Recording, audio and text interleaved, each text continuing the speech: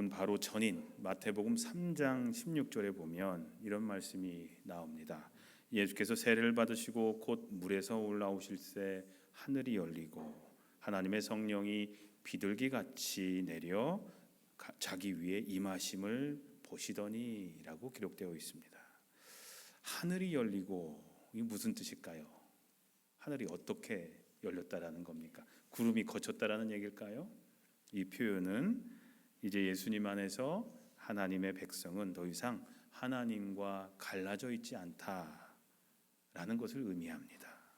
하늘이 열렸다라는 것은 하나님이 하나님의 백성들을 이제 더 이상 내버려 두지 않으시고 죄인이라고 내치지 않으시고 그들에게 나타내 드러내 보여주셨다라는 것을 의미합니다. 또 하늘이 열렸다라는 것은 예수님을 하나님의 아들로 믿는 우리와 하나님 사이를 가로막고 있었던 죄의 장벽이 사라지게 되었다라는 것을 의미하기도 합니다. 그래서 하늘이 열리고 난 뒤에 하늘로부터 소리가 들려옵니다. 이는 내 사랑하는 아들이요 내 기뻐하는 자라 라는 소리가 하늘로부터 들려옵니다. 여러분, 예수님은 누구십니까? 예수님은 누구십니까?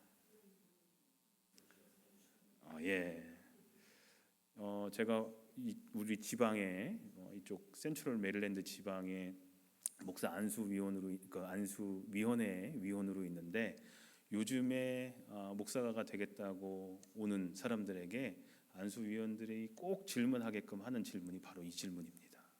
너에게 예수 그리스도는 어떤 의미가 있느냐? 너는 예수님을 어떤 분이라고 설명할 수 있겠느냐? 라는 질문을 꼭 하게 합니다. 왜냐하면 요즘에 그 대답을 잘 못한다는 거예요. 그냥 얼버무리기도 하고 다른 얘기도 하기도 한다라는 거예요. 그래서 그 질문을 제일 먼저 물어봅니다. 마태복음에 의하면 예수님은 한마디로 하나님의 아들이십니다. 그것도 하나님의 사랑하는 아들이시자 또 하나님께서 좋아하는 기뻐하는 아들이다라고 마태복음은 기록하고 있습니다. 제가 이 말씀을 먼저 드린 이유는 마태복음 3장 16절에서 17절의 사건, 예수님께서 세례 요한에게 세례 받으신 사건과 오늘 본문에 나오는 사탄에게 시험을 받으신 사건을 연결해 주는 하나의 연결고리가 있기 때문입니다. 그 연결고리는 바로 하나님의 아들이라는 표현입니다. 마태복음 3장 16, 17절을 다시 한번 읽어보겠습니다. 하늘로부터 소리가 있어 말씀하시되 이는 내 사랑하는 아들이요 내 기뻐하는 자라 하시니라. 오늘 본문 4장 3절에는 이렇게 기록되어 있죠. 시험하는 자가 예수께 나와 이르되 네가 만일 하나님의 아들이거든 명하여 이 돌들로 떡덩이가 되게 하라. 하늘에서 들려온 소리, 예수 네가 하나님의 아들이다 라는 겁니다. 그리고 오늘 본문에서 사탄이 예수님께 던진 물음의 전제 조건 역시 뭐예요? 예수 네가 하나님의 아들이거든 이었습니다.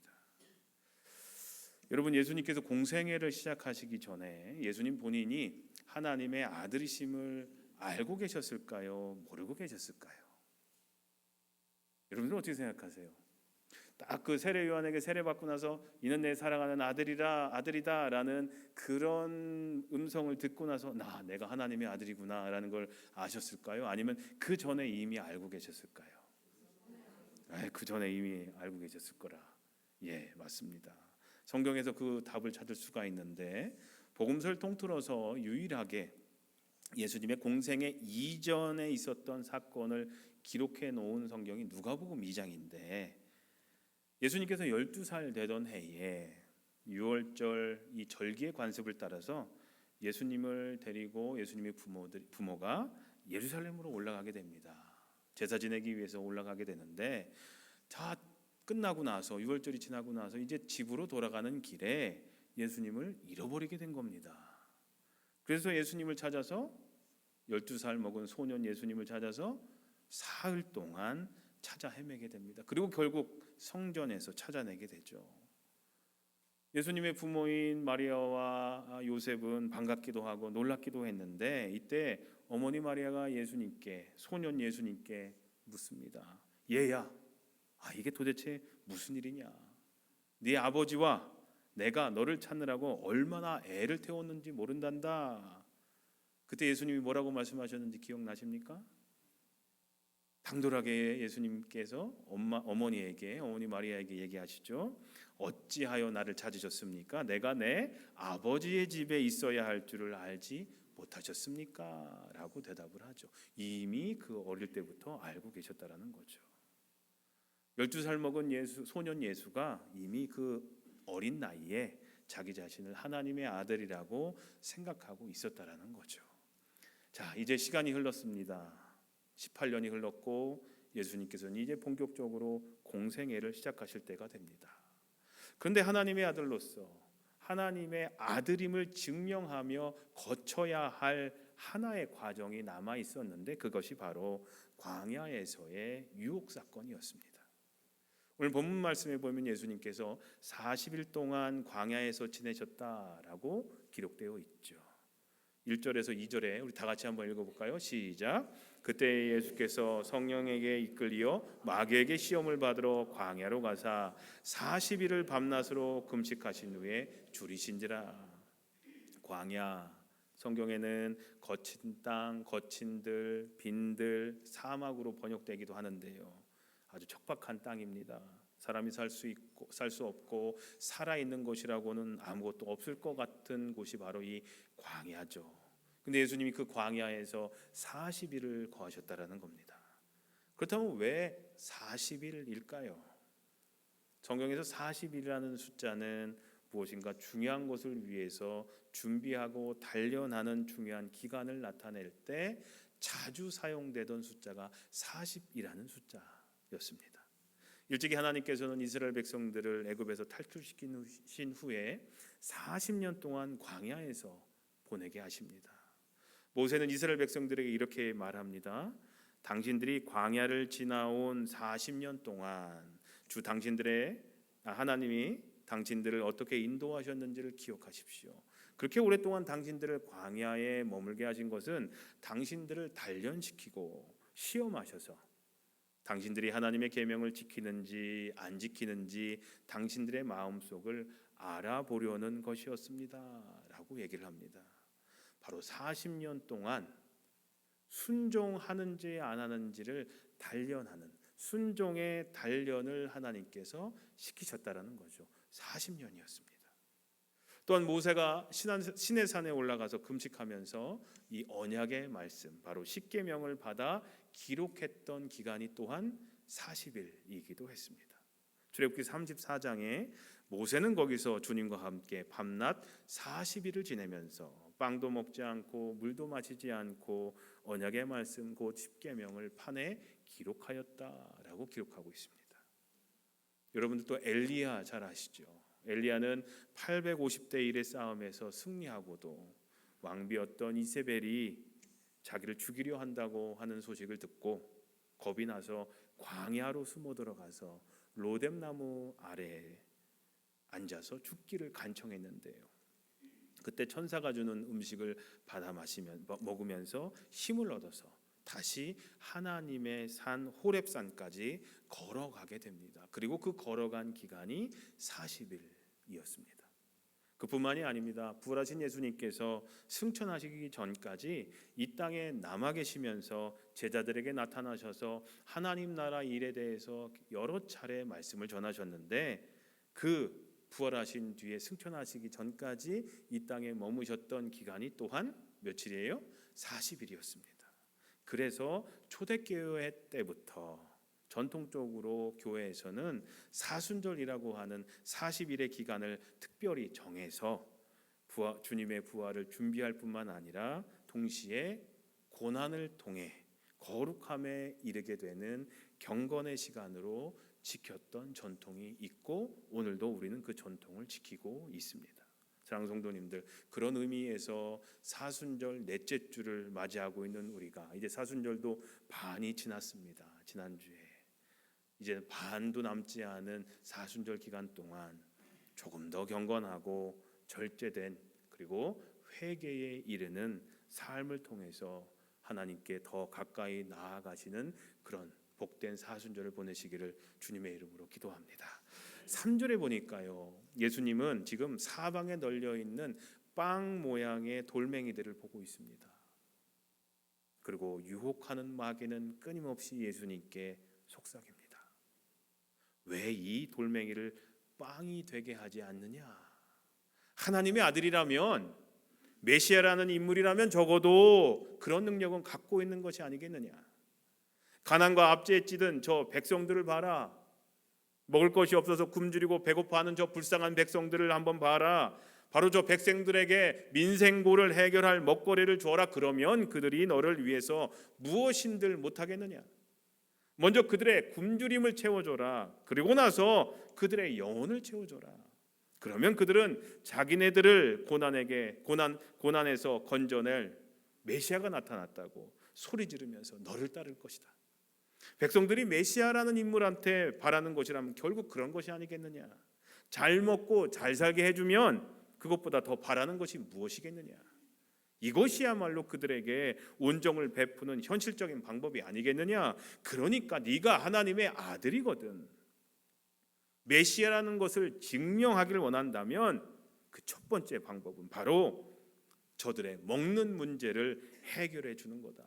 잘 먹고 잘 살게 해줘라 라는 유혹이었습니다. 마귀는 끊임없이 예수님께 속삭였습니다. 일찍이 430년 동안 노예로 살다가 모세의 인도를 받아서 이제 애굽을 벗어나서 광야로 들어갔던 이스라엘 백성들이 제일 먼저 빠졌던 시험, 바로 그것도 배고픔과 목마름의 문제, 바로 먹거리의 문제였습니다.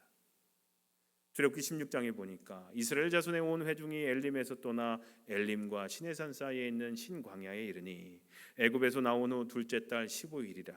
이스라엘 자손 온 회중이 그 광야에서 모세와 아론을 원망하여 이스라엘 자손이 그들에게 이르되 우리가 애굽 땅에서 고기 가마 곁에 앉아 있던 때와 떡을 배불리 먹던 때에 여호와의 손에 죽었더라면 좋았을 것을 너희가 이 광야로 우리를 인도해 내어 온 회중이 주려 죽게 하는도다라고 불평을 합니다. 출애굽한 이스라엘 백성들이든 예수님 시대 백성들이든 하나님께 요구하는 첫 번째 사항, 배부르게 먹으며 잘 살게 해달라라는 요청이었습니다.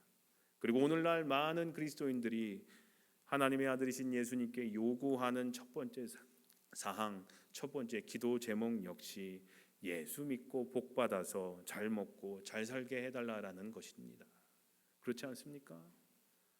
많이들 그렇습니다. 예수 믿고 복 받아라. 근데 이 복이 항상 뭐예요?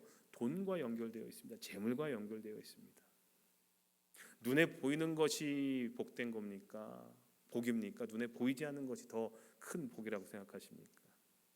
눈에 보이는 것들은요, 썩어지고 없어지고 금방 우리 눈에서 사라질 것들이 너무나 많습니다. 우리가 생각하는 눈에 보이는 복들은 다 재물들, 그런 것들이 많죠. 눈에 보이는 거. 우리가 복 받았다, 내가 복 받았습니다 하면 뭐예요? 재산이 많아지고 잘 살게 된 걸 복 받았다고 생각을 하죠. 보통 물질과 연결을 합니다. 하나님의 복을. 근데 하나님의 복은 물질과 연결될 수도 있지만 그것보다 더 중요한 것은 영적인 거거든요. 보이지 않는 거거든요. 구원이 보입니까? 은혜가 보입니까? 그것이 복인데 그걸 복이라고 생각하지 않아요. 한없이 하나님께서는 우리에게 은혜를 내려주시는데, 사랑을 내려주시는데 우리는 그것에 감사할 줄 모르고 내 손에 뭔가 잡혀야만, 내 어카운트에 돈이 쌓여가야만, 더 좋은 집, 더 좋은 차 타야만 복받았다라고 우리는 그렇게 살아온다라는 거죠. 그러면서 그것을 우리는 강구합니다. 그래서 마귀가 예수님께 와서 했던 첫 번째 시험, 그건 바로 네가 하나님의 아들이거든, 이 돌들에게 빵이 되라고 한번 말해봐라 라는 것이었습니다. 사실 예수님은 이런 능력이 충분히 있으셨죠. 그것을 직접 보여주신 사건이 바로 오병이어 사건이었습니다. 오병이어 사건을 일으키신 분이 돌들이 빵에 되게 하는 일을 못하실 리가 없었습니다. 그러나 이때 다른 소리가 들립니다. 하나님의 말씀 속에서 더 심오한 진리를 발견한 예수님의 참 목소리였습니다. 뭐라고 말씀하셨어요? 사람이 빵으로만 살 것이 아니라 하나님의 입에서 나오는 모든 말씀으로 살 것이다 라고 말씀을 하십니다. 예수님의 이 말씀은 예수님이 직접 하셨지만 신명기에 있는 말씀을 인용한 말씀입니다. 신명기 8장 1절에서 3절에 우리 다 같이 한번 읽어보겠습니다. 시작. 내가 오늘 명하는 모든 명령을 여호와께서 너희의 조상들에게 맹세하신 땅에 들어가서 그것을 차지하리라. 내 하나님 여호와께서 이 40년 동안에 내 광야길을 걷게 하신 것을 기억하라. 이는 너를 낮추시며 너를 시험하사 네 마음이 어떠한지 그 명령을 지키는지 지키지 않는지 알려 하심이라. 너를 낮추시며 너를 줄이게 하시며 또 너도 알지 못하며 내 조상들도 알지 못하던 만나를 내게 먹이신 것은 사람이 떡으로만 사는 것이 아니요 여호와의 입에서 나오는 모든 말씀으로 사는 줄을 내가 알게 하려 하심이라. 아멘. 사랑하는 성도님들, 예수님은요 빵이 필요 없다라고 말씀하지 않으셨습니다. 우리 삶 가운데, 우리 인생 가운데 너희들 빵 필요 없어, 빵 구하지 마라고 말씀하지 않으셨습니다. 오히려 주기도문에서 뭐라고 말씀하고 계세요? 오늘날 우리에게 일용할 양식을 주시옵고 라고 기도하라고 하셨습니다. 빵은 분명히 우리에게 필요합니다. 그러나 인간에게는, 저와 여러분들에게는 빵만으로는 충족되지 않는 그 무엇인가가 있다라는 겁니다. 우리에게는, 인간에게는 빵보다 더 중요한 것이 필요한데 그것이 바로 뭐예요? 하나님의 말씀이라는 겁니다. 하나님의 말씀은 우리 신앙의 근본이 되고 우리 삶의 지침서가 되고 구원의 도리를 알려줍니다. 그리고 살아계신 하나님의 말씀은 우리의 삶과 생활을 변화시킵니다. 사람을 변화시킬 수 있는 것 오직 하나님의 말씀밖에 없습니다. 여러분들, 사람이 잘 안 변하죠. 사람은 안 변합니다. 그러니까 사람 고쳐 쓰는 거 아니야 라는 말까지 생겼죠. 사람은 안 변합니다.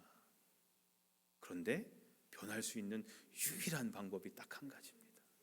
하나님의 말씀이 그의 삶 속에, 그의 마음 속에 들어가면 변합니다.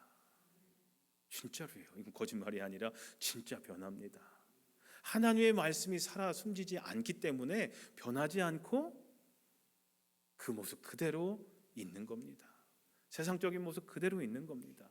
하나님의 말씀이 그의 마음속에 자리 잡고 있지 않기 때문에, 역사하고 있지 않기 때문에, 말씀대로 살지 않고 있기 때문에 우리 가운데 변화가 없는 겁니다.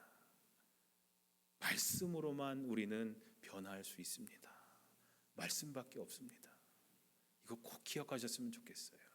사람을 변화시키는, 지금 여러분들 혹시 속으로 저 사람 말씀이 들어가야 되라고 생각하시는 경우 있으실지 모르겠지만 아니에요. 여러분 스스로, 다른 사람 생각하지 마시고 여러분 스스로를 한번 바라보십시오.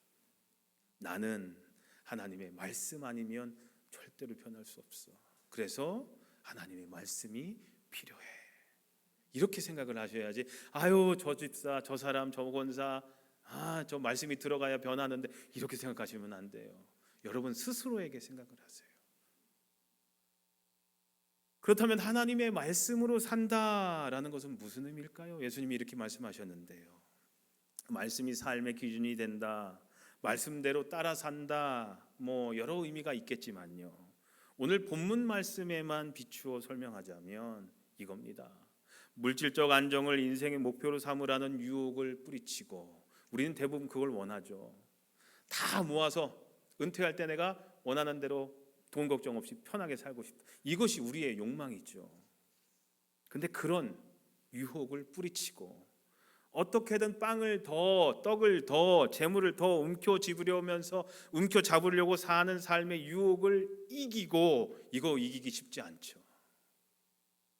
내가 가진 것을 내어놓음으로써 하나님의 말씀이 내 삶 가운데 살아 역사하는 사건이 되게 하는 것, 바로 그것이 하나님의 말씀으로 산다라는 의미라는 겁니다. 하나님의 말씀이 내 삶 속에 사건이 되게 하는 것. 성경에는 많은 예들이 있습니다. 삭개오 보시면요, 그는 일평생 빵을 잡으려고, 빵을 움켜잡으려 살던 삶이었습니다. 빵을 구하기 위해, 재물을 구하기 위해 수단과 방법을 가리지 않던 사람이 바로 삭개오였습니다. 그래서 사람들로부터 손가락질 많이 받죠. 그런데 그가 예수님을 만났을 때 그가 가진 것을 내어놓습니다. 예수님의 말씀만 들어. 삭개오가 무슨 기적 경험한 거 아니에요. 기적이 사람을 변화시키는 게 아니에요. 기이한 일이 사람을 변화시키는 것이 아니라 하나님의 말씀이 변화시키거든요. 그런데 삭개오가 예수님의 말씀을 듣고 자기가 가진 것을 내어놓기 시작합니다. 평생을 움켜잡으려고 살았는데 이제 내어놓기 시작합니다. 말씀이 살아 역사하는 겁니다. 그리고 예수님께 칭찬을 듣죠. 뭐라고 말씀하셨어요? 오늘 이 집에 구원이 이르렀다. 자기가 가진 것을 내어놓음으로써 하나님의 말씀이 그의 삶 속에 사건이 되었던 거죠. 한 소년이 자기가 먹기 위해 싸온, 엄마가 싸준 도시락, 보리떡 5개와 물고기 2마리 싸왔습니다. 그런데 그것을 내어놓았더니 일어났던 유명한 사건 아시죠? 바로 5,000명이 배부르게 먹고도 몇 광주리가 남았어요? 12광주리가 남았던 사건이었습니다. 오병이어 사건이죠. 내어놨더니 놀라운 일들이 일어납니다. 사건이 됩니다. 그리고 결정적으로 예수님께서는 하나님의 말씀에 순종하셔서 자신의 목숨을 내어놓으심으로써 구원의 역사를 이루시게 됐죠. 이 이외에도 성경에는 자기 자신의 것, 내어놓으니까 여러분들 목사가 헌금하라는가 보다 생각하시면 안 돼요. 제가 언제 헌금하시라고 여러분들에게 설교한 적이 있어요? 아니거든요. 물질보다 더 중요한 게 뭐예요? 여러 차례 말씀드렸는데, 네? 물질보다, 돈보다 더 중요한 게 뭐예요? 생명이죠. 우리 생명보다 더 중요한 건 없죠. 근데 이 생명을 다른 말로 시간이잖아요. 하나님께 내 시간을 드리는 겁니다. 내 재능을 드리는 겁니다. 그것을 하나님과 이웃을 향해서 내어놓음을 통해서 하나님의 말씀이 사건이 되게 해야 된다라는 거죠. 성경에는, 그리고 지금까지 2000년 기독교 역사 가운데는, 교회 역사 가운데는 이렇게 자기의 것을 내어놓음으로써 말씀이 사건이 되게 했던 수많은 경험들이 있었습니다. 지금도 그런 일들이 일어나고 있고 우리가 그 일에 동참해야 된다라는 겁니다. 결국 사람은 빵으로만 사는 것이 아니라 오히려 자기가 가지고 있는 것을 내어놓음으로써 하나님의 말씀이 삶 속에 사건이 되게 하는 것, 그것이 바로 오늘 본문 말씀을 통해서 알 수 있는 하나님의 말씀으로 산다는 것의 의미인 것입니다. 결국 예수 믿는다는 것은 끊임없이 내가 무엇으로 사는가를 묻는 과정입니다. 예수 믿는다는 것, 우리는 교회 왔다 갔다 하는 것만 그게 예수 믿는 것이 아니라 나는 과연 무엇으로 사는가, 내가 무엇을 위해 사는가, 내 인생의 목표는 무엇인가를 묻는 과정이 신앙생활이라는 겁니다. 뭘 목표로 삼고 살고 계십니까? 근데 만약 빵이 내 인생의 목표라면 그 삶은 사탄의 첫 번째 유혹에 넘어간 삶이라는 겁니다. 사랑하는 성도님들, 예수님께서는 사람은 빵으로만 사는 것이 아니라 하나님의 입에서 나오는 말씀으로 산다고 하심으로써 사탄의 첫 번째 유혹을 물리치셨습니다. 그리고 그렇게 이기심으로써 우리들에게도 삶의 목표를 분명히 보여주셨습니다. 여러분들의 삶의 목표는 무엇입니까? 뭘 바라보면서 살고 계십니까? 우리 주님처럼 우리도 이 첫 번째 유혹을 이기고 하나님의 말씀이 우리 삶 가운데 살아 역사하는 사건이 되는 삶이 되시기를 주님의 이름으로 간절히 소원하며 기도합니다. 오늘 본문 바로 이어서 나오는 두 번째로 예수님께서 당하셨던 시험, 우리가 잘 알다시피 인간의 명예욕을 자극하는 유혹이었습니다. 성전 높은 곳에서 뛰어내려도 하나님께서 보호하셔서 다치지 않는다면 많은 사람들이 예수님을 하나님의 아들로 당장에 인정하게 될 것이라는 유혹이었습니다. 세 번째 마지막 유혹은 물질과 권력에 관한 것이었습니다. 사탄에게 한번 절하기만 한다면 세상의 모든 나라와 부귀와 영화를 다 주겠다라는 유혹이었습니다. 결국 예수님께서 광야에 계시면서 40일 동안 광야에 계시면서 사탄에게 끊임없이 받았던 이 세 가지 시험을 한마디로 요약하자면 바로 절제하지 말고 너의 본능대로 살아라 라는 것이었습니다. 한번 따라해 보실까요? 한번 화면 보시고요. 시작. 절제하지 말고 너의 본능대로 살라. 육신을 갖고 이 세상을 살아가는 우리에게 절제하지 말고 너의 본능대로 살라 라는 시험을 이기는 것은 결코 쉬운 것이 아닙니다. 광야와도 같은 세상을 우리가 살아가면서 특별히 그리스도인으로서 우리에게도 이런 유혹이 끊임없이 다가옵니다. 마귀는, 사탄은 우리에게 속삭입니다. 절제하지 말고 네 본능대로 살아. 네가 하고 싶은 대로 해. 뭘 망설여. 네가 하고 싶은 말 다 하고 네가 하고 싶은 행동 다 하면서 해. 살아. 뭘 망설여. 한 번 사는 인생, 한 번 죽지 두 번 죽어? 한 번 사는 인생 네가 원하는 대로 살아. 괜찮아. 이렇게 우리에게 끊임없이 사탄은 속삭입니다. 하지만 우리는 주님과 같이 하나님의 말씀으로 우리 삶 가운데 끊임없이 다가오는 그 모든 유혹을 분명히 물리치고 승리해야 할 줄로 믿습니다. 사순절을 보내면서 하나님의 말씀이 사랑하는 성도님들의 삶 가운데 살아 역사하시기를, 그리고 하나님의 말씀이 여러분들의 삶 속에서 사건이 되시기를, 그리고 절제하지 말고 네 원하는 대로 다 해라는 사탄의 그 속삭임 가운데 넘어가지 마시고 하나님의 말씀으로 이기시는 삶이 되시기를 우리 주님의 이름으로 간절히 축원합니다. 이 시간 함께 소리내서 기도했으면 좋겠습니다. 하나님의 말씀이 살아 역사하는 삶, 하나님의 말씀으로만 사는 삶이 되게 해주시고, 절제하지 말고 네 본능대로 살라라는 이 사탄의 유혹을 말씀으로 이기며 살아가는 삶이 되게 해달라고 이 시간 우리 함께 소리내어 기도하도록 하겠습니다. 기도하겠습니다. 하나님의 말씀이 저의 삶 가운데 살아 역사하게 해 주시옵소서. 주님의 말씀밖에 없습니다. 사람을 변화시킬 수 있는 것 하나님의 말씀밖에 없습니다. 하나님의 말씀이 제 삶 가운데 제 마음 속에 자리 잡을 때 분명히 저는 변화될 수 있음을 이 시간 고백합니다. 절제하지 말고 본능대로 살라고 하는 끊임없이 우리에게 다가오는 그 사탄의 시험 가운데 하나님의 말씀을 통해서 이길 수 있도록 인도해 주시옵소서. 하나님의 나라와 그의 의를 구하며 곁대이신 주님을 바라보면서 뒤돌아보지 말고 오직 주님만 바라보면서 최후 승리를 얻는 우리들의 삶이 될 수 있도록 인도해 주시옵소서. 말씀이 저의 삶의 등불이 되어서 그 말씀 따라 살 수 있도록 하나님 인도해 주시옵소서. 하나님, 그 어떤 유혹과 어려움 속에서도 하나님의 말씀을 통해 이기고 승리할 수 있는 우리 모두의 삶이 될 수 있도록 인도해 주시옵소서. 그래서 이 말씀이 우리 삶 가운데 살아 역사하게 하시고 사건이 되게 하는 그런 삶이 되게 해 주시옵소서. 우리를 불쌍히 여겨 주시옵소서.